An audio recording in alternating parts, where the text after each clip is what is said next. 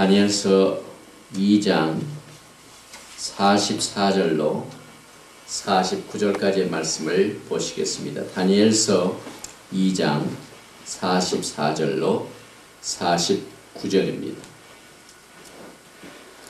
이 열왕의 때에 하늘의 하나님이 한 나라를 세우시리니 이것은 영원히 망하지도 아니할 것이요 그 국권이 다른 백성에게로 돌아가지도 아니할 것이요 도리어 이 모든 나라를 쳐서 멸하고 영원히 설 것이라. 왕이 사람의 손으로 아니하고 산에서 뜨인 돌이 철과 놋과 진흙과 은과 금을 부서뜨린 것을 보신 것은 크신 하나님이 장래의 일을 왕께 알게 하신 것이라. 이 꿈이 참되고 이 해석이 확실하니이다. 이에 느부갓네살 왕이 엎드려 다니엘에게 절하고 명하여 예물과 향품을 그에게 드리게 하니라.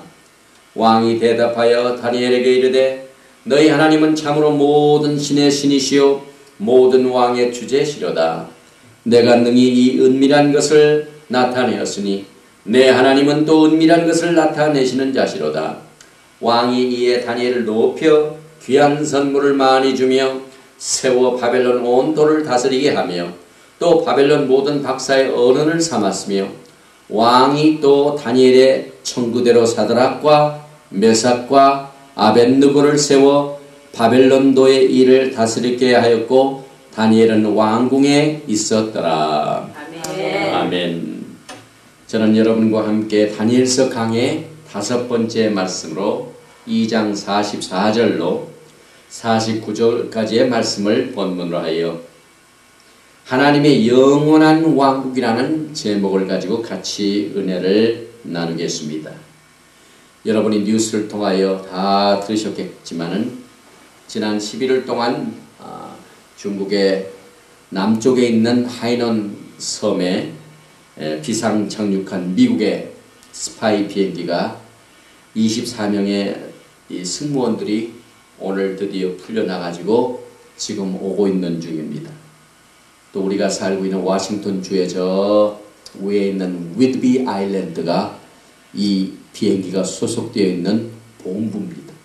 그래서 내일 하와이에 도착을 했다가 2, 3일 거기 있은 뒤에 여기 이제 위드비 아일랜드 해군 기지 섬으로 오게 될 터인데 저는 이번에 이 같은 일련의 사건들을 보면서 언제나 예수 그리스도의 영광의 왕국을 생각을 했습니다.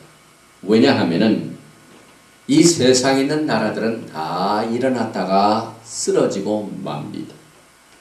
오늘은 특별히 여러분과 제가 이 다니엘서의 메시지를 통하여 하나님께서 세우시는 하나의 영원한 왕국을 약속받는 말씀을 공부하게 됩니다. 특별히 이 44절의 말씀을 보니까 이 열왕의 때에 하늘의 하나님이 한 나라를 세우시리니 이것은 영원히 망하지도 아니할 것이요 그 국권이 다른 백성에게로 돌아가지도 아니할 것이요 도리어 이 모든 나라를 쳐서 멸하고 영원히 설 것이라. 영원히 멸망받지 아니하고 서게 될 나라가 임하고 있습니다. 인간이 세운 나라는 언제나 불안합니다.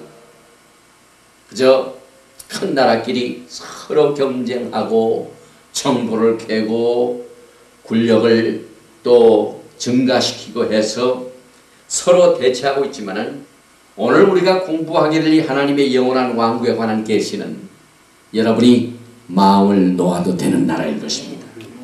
수세기 동안 지금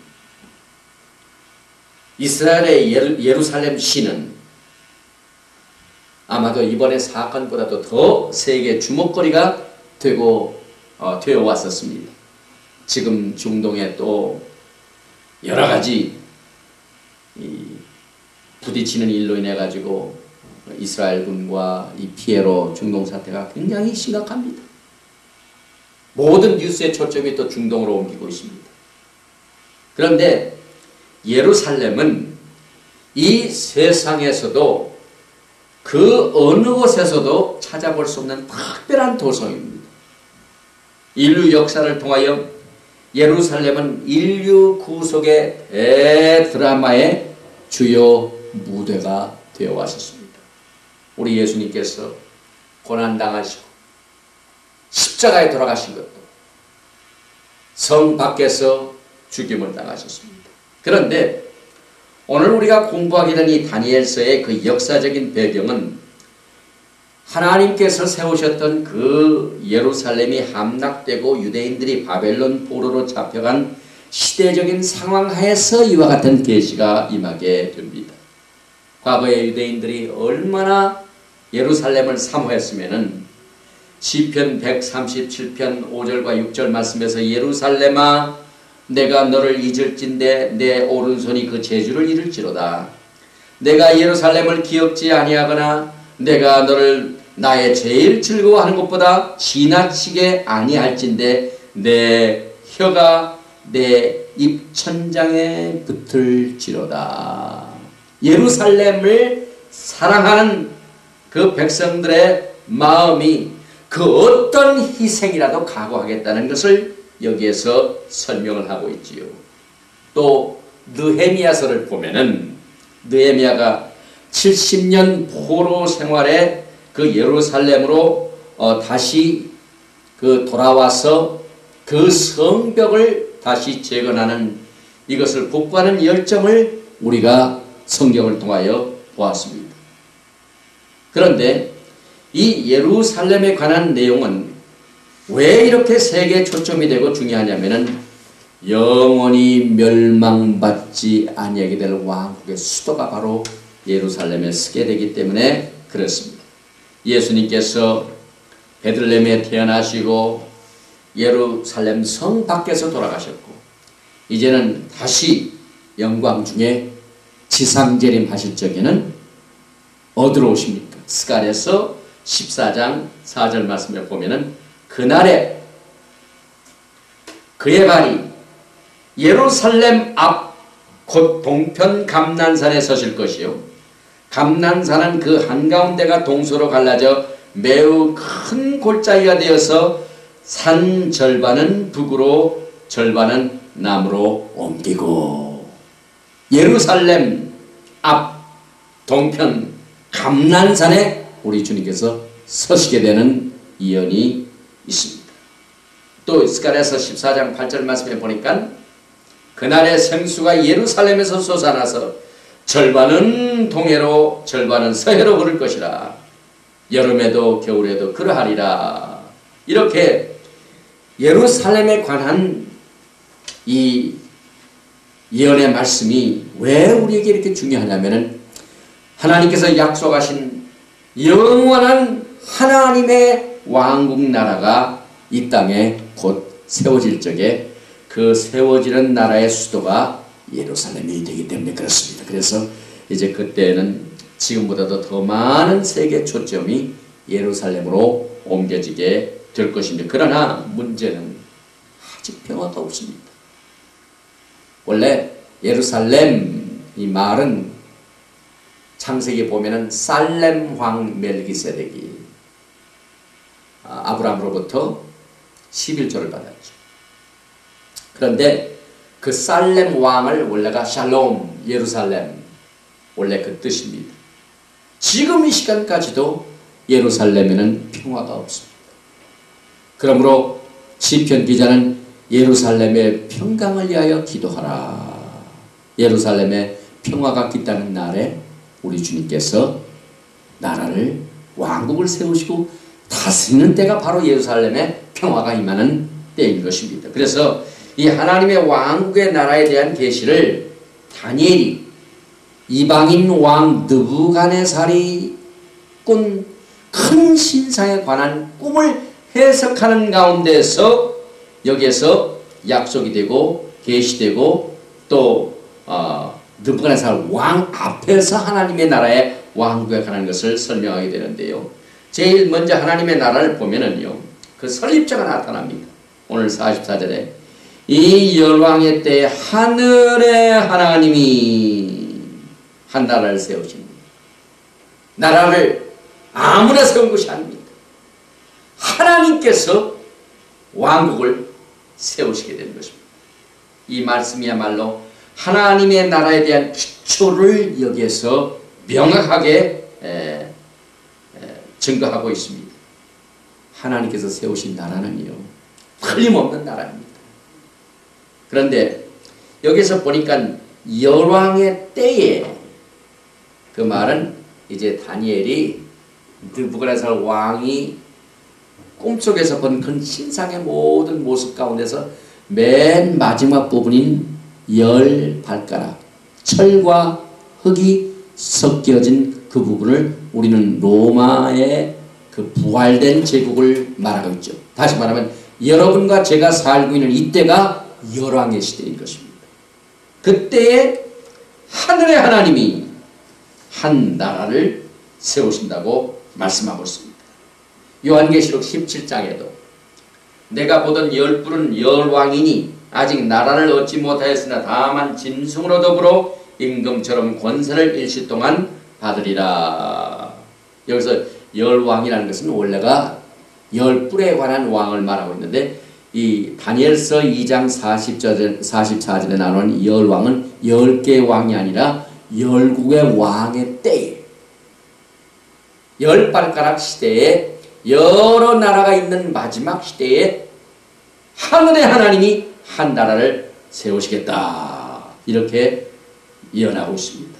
그 다음에 나라의 성격과 특징을 보면 참 특이합니다. 이 나라는, 이것은 영원히 망하지도 아니할 것이요.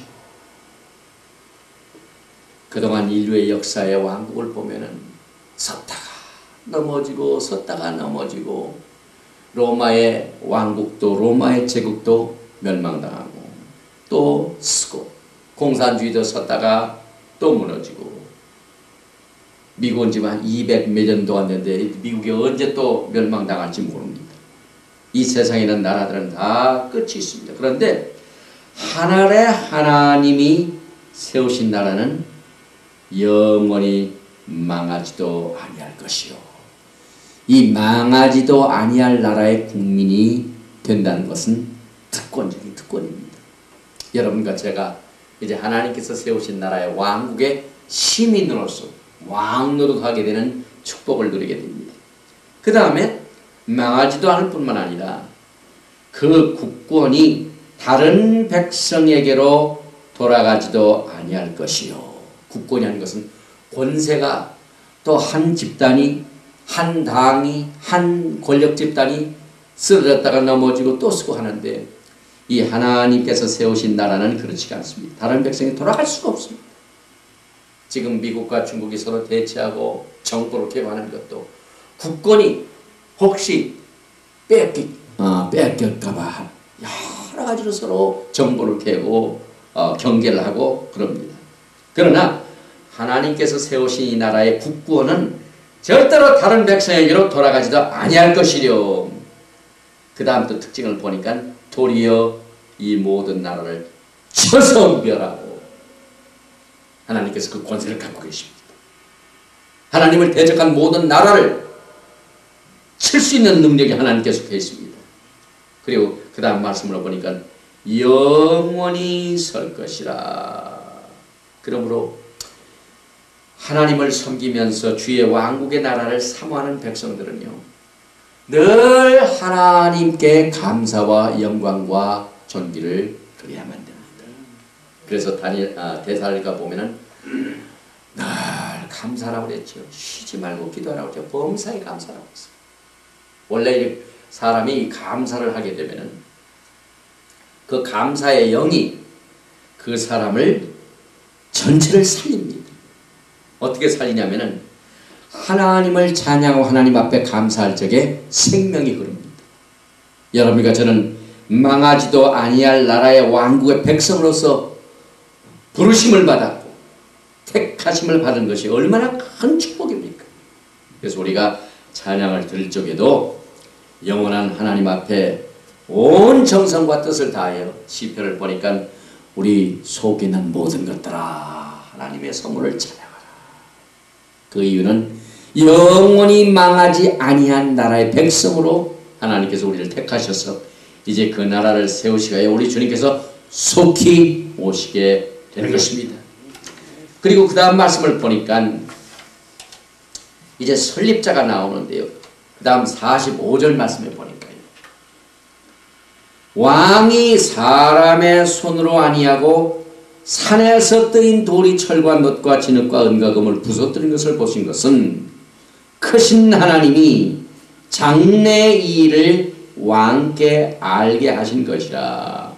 이 꿈이 참되고 이 해석이 확실하니이다. 이 45절의 말씀은 34절과 35절 말씀을 해석하는 겁니다. 우리가 지난 주일에 배울 적에 34절 보십시다. 그 꿈 내용을, 큰 신상에 대한 꿈을 알려주고 있는데요. 또 왕이 보신즉 사람의 손으로 하지 아니하고 뜨인 돌이 신상에 철과 진흙에 발을 쳐서 부서뜨립니다. 때에 철과 진흙과 놋과 은과 금이 다 부서져 여름 타작마당에 겨같이 되어 바람에 불려간 곳이 없었고 우상을 친 돌은 태산을 이루어 온 세계 가득하였었나이다. 이 다니엘이 느부갓네살 왕에게 꾸었다가 잊어버린 그 꿈을 설명하는 가운데서 준 이 말씀에 대한 해석을 여기서 하고 있습니다. 여기에서 몇 가지 우리가 이 말씀을 생각해 볼 시간을 가져야만 됩니다. 왜냐하면 너무나도 신기하게 이 느부갓네살 왕이 본 그 꿈을 통하여 예수님께서 어떻게 이 땅에 임하신가 하는 내용이 설명되고 있습니다. 제일 먼저 우리가 궁금한 것이 사람의 손으로 아니하고 산에서 뜨인 돌의 정체가 누구입니까? 이분이 바로 만왕의 왕 만주주가 되신 예수 그리스도이신 것입니다. 왜냐하면 성경에 보면은 이 돌에 관한 내용을 몇 번 설명하고 있습니다. 마태복음 23장 38절과 39절 말씀에도 보라 너의 집이 황폐하여 버림받으리라 내가 너에게 이르노니 이제부터 너희는 찬송하리로다 주의 이름으로 오시는 이여 할 때까지 나를 보지 못하리라. 또 이사야서 9장 6절에 보면 이는 한 아기가 우리에게 낳고 한 아들을 우리에게 주신 바 되었는데 그 어깨에는 정사를 메었고 그 이름은 기묘자라 모사라 전능하신 하나님이라 영전하시는 아버지라 평강의 왕이라 할 것입니다. 또 계시록 5장을 보면 유대 지파의 사자 다윗의 뿌리가 이기었으니 이 책과 그 일곱인을 대시리라. 또 시편 118편 24절의 말씀을 22절 말씀을 보면은 건축자의 버린 돌이 짐 모퉁이의 머릿돌이 되었나니. 우리 주님께서 구약을 통하여 신약을 통하여 이 돌로 설명을 하셨습니다. 예수님께서 또 마태복음 21장 42절에 인용하신 말씀 가운데 예수께서 가라사대 너희가 성경에 건축자들의 버린 돌이 모퉁이의 머리 되었나니 이것은 주로 말미암아 된 것이요 우리 눈에 귀하도다. 갑자기 사람의 손으로 뜨이지 않은 돌이 갑자기 나타나서 그 큰 신상에 철과 흙으로 섞여진 발을 부서뜨리고 모든 전체를 부서뜨립니다. 그런데 이 사람의 손으로 하지 아니하고 뜨인 돌이 바로 예수 그리스도인 것을 우리는 압니다. 예사야가 또 예수님에 관한 예언의 말씀을 이렇게 28장 16절에 예언을 하고 있습니다. 그러므로 주 여호와께서 가라사대 보라 내가 한 돌을 시온에 두어 기초를 삼았노니 곧 시험한 돌이요 귀하고 견고한 기초돌이라 그것을 믿는 자는 급절하게 되지 아니하리로다. 그러니까 예수 그리스도를 구세주로 모신 사람들은 절대로 부끄러움을 당하지 않습니다. 그리고 사도 바울이 고린도 교회 편지를 쓸 적에도 광야 생활하는 이스라엘에 관한 메시지를 증거할 적에도 다 같은 신령한 음료를 마셨으니 이는 저희를 따르는 신령한 반석으로부터 마셨으며 그 반석은 곧 그리스도시라. 우리 주님께서 반석이 되셨습니다. 사람의 손으로 뜨이지 아니한 그 강하게 나타난 그 돌을 우리는 예수님인 것을 우리는 압니다. 그리고 스가랴서 14장 4절 말씀에 보면은요, 예수님께서 지상계림하실 적에 그날에 그의 발이 예루살렘 앞 곧 동편 감난산으로 서실 것이요 감난산은 그 한가운데가 동서로 갈라져 매우 큰 골짜기가 되어서 산 절반은 북으로 절반은 남으로 옮기고, 이 골짜기란 말이 나오는데 그 골짜기가 또 요엘서를 보면은 판결 골짜기로 나타납니다. 판결 골짜기라는 건 거기에서 온 열국의 왕들과 나라들이 심판자 앞에서 심판을 받게 되는 것을 말합니다. 그래서 그 골짜기를 요엘서 3장 14절에 사람이 많으며 판결 골짜기에 사람이 많으며 판결 골짜기에 여호와의 날이 가까움이로다. 이번에 이 국제적인 여러 가지 충돌 사건과 서로 대치하는 사건을 볼 적마다 우리는 주의 나라가 속히 임하는 것을 바라보게 됩니다. 왜냐하면 주님께서 오시게 될 그 모든 징조 가운데 나라가 나라를, 민족이 민족을 서로 대적하고 전쟁과 난리 소문들이 있게 되는 그와 같은 것을 징조로 주셨습니다. 그래서 우리는 이제 판결 골짜기에서 전 세계에 모인 이방인들을 예수님께서 판결하시게 되는데 뭐 때문에 거기 골짜기에서 판결하실까요? 하나님께서 이 땅에 하나님의 왕국을 세우시기 위한 겁니다. 그래서 모든 열왕들을 다 판결하시게 되는 것입니다. 또 특별히 왕이 사람의 손으로 아니하고 뜨인 돌이라고 설명할 적에는 여기서 사람의 손을 빌리지 않았다는 건 뭘 의미합니까? 예수님께서 이 땅에 오실 적에도 하나님의 성령으로 잉태하시긴 하셨습니다. 사람의 손으로 이루어진 게 아닙니다. 또 예수님께서 고난당하시고 죄값을 다 십자가 위에서 어린 양으로 죽임을 당하신 뒤에 사흘 만에 부활하실 적에 사람의 손으로 빌리지 아니하고 부활하셨습니다. 그러니 하나님은 생명의 하나님이시요 창조의 하나님이시요 부활의 하나님이십니다. 사람의 손을 빌리지 않고도 죽음에서 일어날 수가 있습니다. 사람의 손을 빌리지 아니하고도 이 땅에 동정녀 탄생을 통하여 오시게 되었습니다. 이것이 왕이 사람의 손을 아니하고 뜨인 돌, 예수님을 말할 적에 또 우리가 생각할 수 있는 말씀인 것입니다. 그리고 그의 오월성을 보니까 45절에 철과 놋과 진흙과 은과 금을 부서뜨린 것을 이 세상에 가장 강력한 슈퍼 나라도 우리 주님께서 부서뜨릴 수가 있습니다. 또 34절에는 신상의 철과 진흙에 발을 쳐서 부서뜨리매. 그러니까 이 돌이 날라와 가지고 발을 부서뜨리는 것은 마지막 때에 부활 로마 제국 때에, 그러니까 머리에 때렸더라면은 느부갓네살 왕 때 예수님께서 왕국을 세우셨는데 이 발을 철과 진흙에 발을 쳐서 부서뜨리니까 온 큰 신상이 다 가루가 되버립니다. 그건 뭘 의미하는 마지막 때에, 열왕의 때에 주님께서 이 땅에 왕국을 세우시게 하여 온 열국을 치십니다. 그리고 우리가 앞으로 이 돌에 관한 메시지를 좀 더 조금 전에도 생각을 해봤지만은 여기서 예수님께서는요 마태복음 21장 44절에도 또 돌에 관한 메시지를 이렇게 설명을 하셨습니다.